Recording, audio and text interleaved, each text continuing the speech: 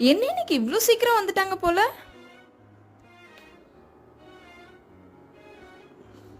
Sick, என்ன வாழ்க்கடா, எப்படி அவட்ட சொல்லுவேன்?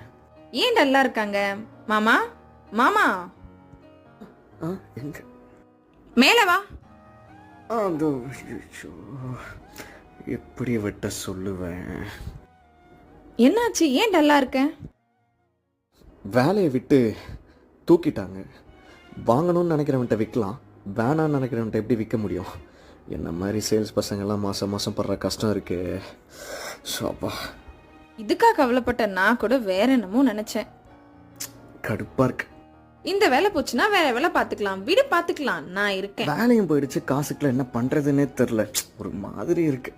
வா வந்து உட்காரு, குழந்தை பாவம். வரேன். ரெண்டு ஒரு வேலை